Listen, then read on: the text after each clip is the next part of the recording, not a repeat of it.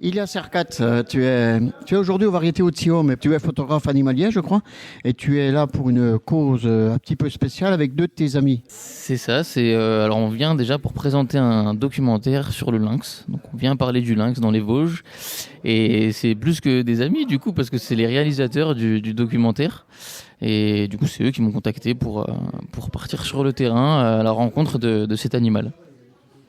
On va déjà voir la première membre du duo qui va se présenter. Eh ben, bonsoir, moi c'est Noémie Joly. Donc oui, j'ai co-réalisé avec Thomas Martin qui est là le film qu'on a appelé du coup Le Dernier Territoire du Lynx et avec aussi Pierre Sabatier qui n'est pas là avec nous aujourd'hui. Et voilà, et on est content d'être là dans les Vosges pour le présenter parce que c'est un sujet qui est particulièrement important ici parce que l'espèce a du mal à revenir. Donc c'est un sujet pour les gens qui habitent dans le coin et c'est hyper important d'en parler je pense. Mais vous êtes tous les deux, vous êtes quoi? Vous faites partie d'un collectif, d'une association? Alors on a créé notre média Ecotol qui a 3 ans et on est à 2 dessus. Voilà, ça fait 3 ans qu'on travaille dessus et 1 an à temps plein dessus. Et là, on est surtout sur les réseaux sociaux, sur Instagram, YouTube. Et on avait envie de faire un projet un peu plus long sur le documentaire, justement sur le lynx. C'est une espèce dont on parle très peu et qui est en danger actuellement. Et on s'est dit on va faire un petit tour de France des cinémas pour justement mettre en lumière ce sujet et essayer de sensibiliser un maximum. Et le lynx alors, quelle est sa situation à soi?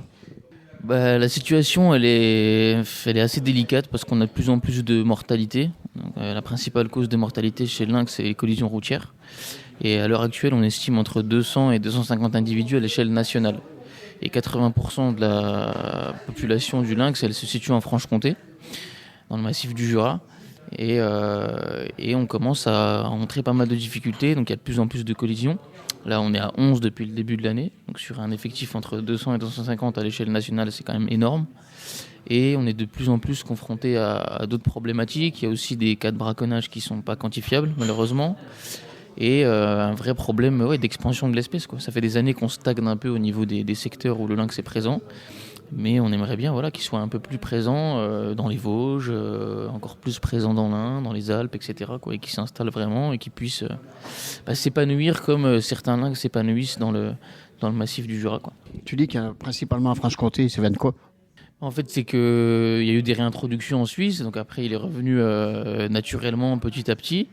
Et après, il a traversé le Jura, l'Ain, donc il y a eu quelques individus qui s'épanouissent là-bas parce que c'est vraiment propice à ce qu'ils recherchent, à l'habitat du lynx. Et après, en fait, il y a des frontières qu'il n'arrive pas à passer, justement, parce que certaines zones sont trop urbanisées, parce que il y a des routes qui sont trop dangereuses pour lui, il y a beaucoup de collisions. Et il y a des endroits où ils passent pas, où il y a quelques individus qui passent, mais ils sont seuls, donc ils se reproduisent pas. Et voilà, donc l'espèce n'évolue pas vraiment. Et le film qui va être diffusé ce soir au cinéma Les Variétés Outsio, le public va y trouver quoi? Et en fait on est parti une semaine, donc c'était en début décembre. On est parti une semaine avec Ilias et aussi Corentin qui est naturaliste et lui qui est spécialisé sur les loups, à la rencontre justement sur les traces du félin. Et on est aussi parti rencontrer ceux qui se battent au quotidien pour tenter de sauver ces lynx qui ont été percutés ou qui ont eu des accidents. Mais explique-moi là, parce qu'il vient de dire que vous étiez parti sur les loups et maintenant vous parlez des lynx. Ouais, en fait, c'est vrai qu'avec Thomas, on aime bien parler des grands prédateurs parce que c'est une cause assez particulière en France. C'est des animaux qui sont quand même assez mal aimés par beaucoup, malheureusement. Et donc, on a d'abord commencé à travailler un petit peu sur le loup, surtout dans les Hautes-Alpes, avec Corentin Esmieux, du coup, qui est comme Ilias, photographe animalier naturaliste. Et en fait, c'est en abordant cette question du loup et cette question de la cohabitation qu'on s'est dit qu'il fallait qu'on parle aussi du lynx, qui est un animal beaucoup moins médiatisé, dont on entend peu parler. Et alors, il nous a parlé d'Ilias, qui lui s'est spécialisé sur cet animal justement. Et donc, il nous a dit voilà, si on veut partir à sa recherche, si on veut en apprendre plus, c'est avec lui qu'il faut y aller. Et à la fin de la séance, les gens s'en vont ou ils ont le droit de discuter avec vous? On a justement un échange qui est prévu, c'est surtout ça, c'est pour ça qu'on vient faire ces ciné-débats un peu partout en France pour pouvoir échanger. Et aussi on a la chance d'avoir Ilias à chaque projection qui est spécialisée sur le lynx. Et voilà, on répond à toutes les questions du public.